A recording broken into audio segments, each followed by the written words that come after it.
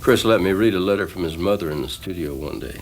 And the letter in so many words said, "You are disowned. You're no longer my son." Kris Kristofferson's genius cannot be matched by any other country music star. But then why was the man whose IQ is reported to be 163, a couple of points more than this guy, and also a successful athlete, a scholar, and obviously a legendary musician, disowned by his own family?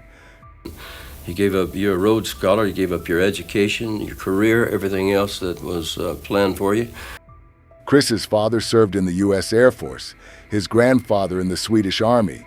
His mother was disappointed at him for not following the family tradition, but she was even more disappointed with his musical idols, who he aspired to be like.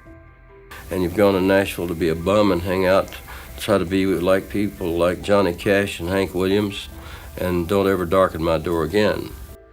Over time, the legend of Kris has only grown bigger and bigger.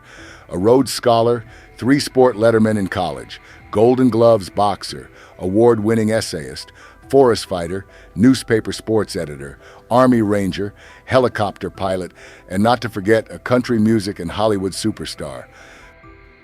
With the highs that he has reached, it's easy to forget the lows of a young man trying to figure out life like anyone else. I feel a very real debt to Nashville because I think Nashville saved my life at a time when I needed it saving. Yes, he was a Rhodes Scholar and went to study at Oxford. And yes, the media loves to celebrate him as a boxer who happened to become a country music legend.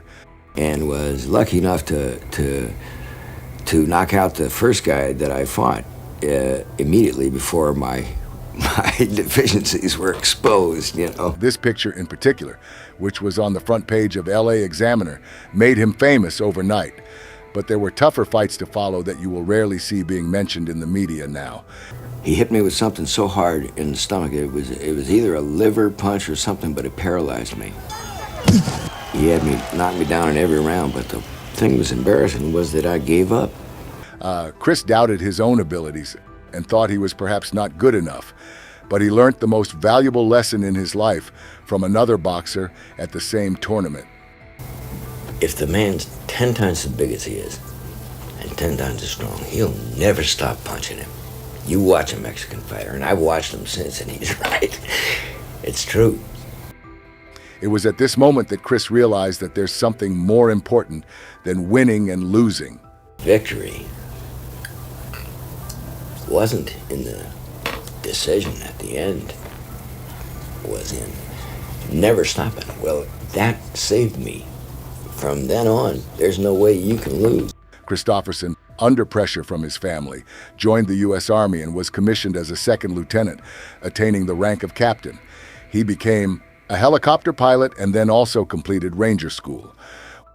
While stationed in West Germany in the 1960s, he resumed his music career and formed a band.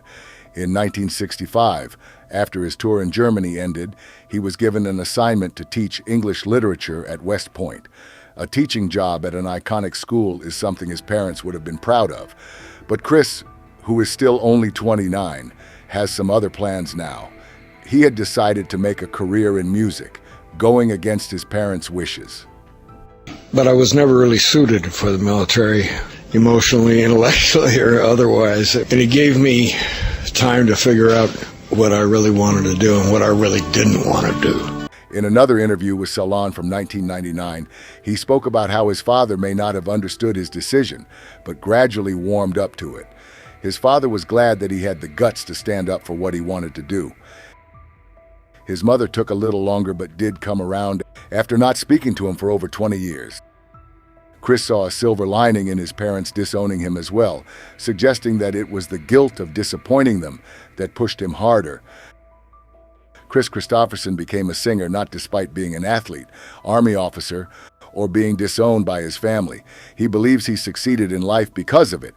He is a genius without doubt, but it's his grit that should be celebrated even more. If you liked the video, then please do hit the like and subscribe buttons before you go.